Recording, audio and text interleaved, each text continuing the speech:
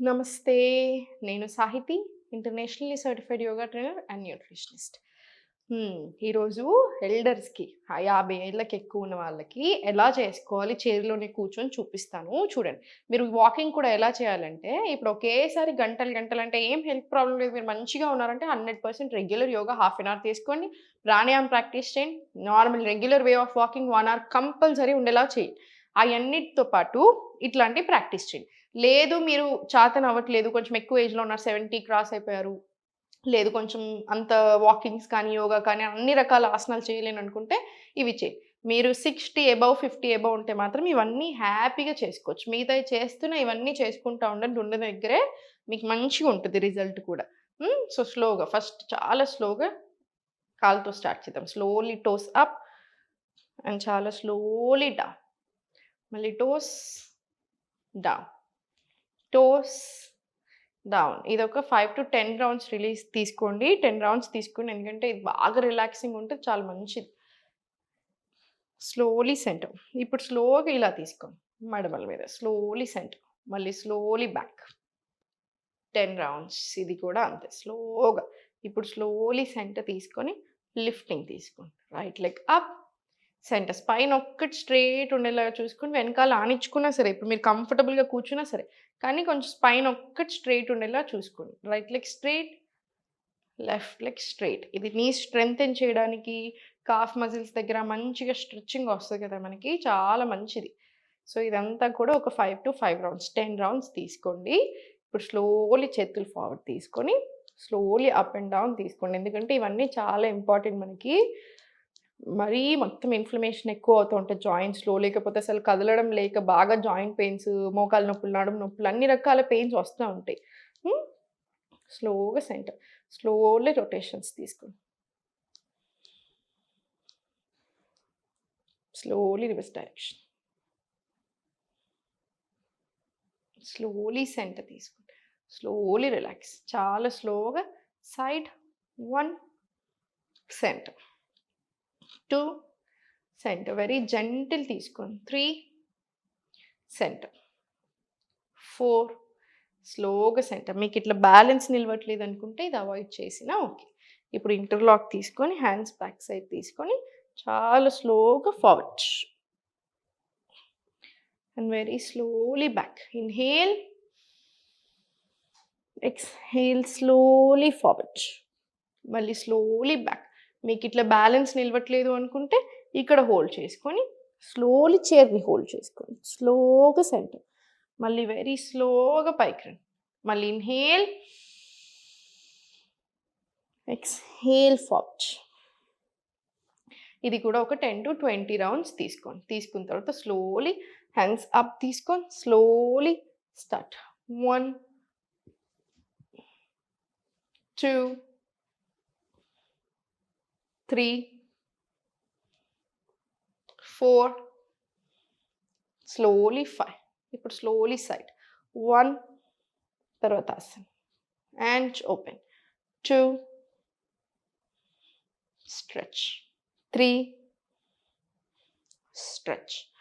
4 stretch. Slowly 5 and namaskar. Stretch. Relax. Relax your shoulders. ఇప్పుడు slowly interlock hands up తీసుకొని చాలా స్లోగా to your left inhale. ఇంతే సరిపోతుంది. Exhale center. మళ్ళీ inhale to right. Exhale center. Inhale to left. Very slowly. ఇబ్బంది పెట్టుకోవద్దు బాడీని అస్సలే. Exhale centre. కంప్లీట్ రిలాక్స్ తీసుకోండి. Complete relax. Again shoulders release. Shoulders release. Relax తీసుకోండి. Very slowly neck up. Inhale. Exhale slowly chin to the chest. Slow rotations. Slowly reverse direction. చాలా slow ఉండాలి ఇది. And slowly center. ఇప్పుడు కొంచెం forward తీసుకోండి. Slowly. Hands up. Inhale. Exhale bend forward. మీరు చూసుకోండి ఏదైతే చేయలేని అనిపిస్తుందో అది అవాయిడ్ చేయండి. చేయగలిగి యాక్టివ్‌గా ఉన్న వాళ్ళు ఇవన్నీ చేసుకోవచ్చు. Inhale. exhale, slowly bend forward. మళ్ళీ ఇన్హేల్ పైకి, exhale, slowly bend forward. Two more rounds, just inhale, exhale, forward. One last round, inhale up, exhale, slowly forward. And slowly center, relax. Slowly center. Interlock, hands backside.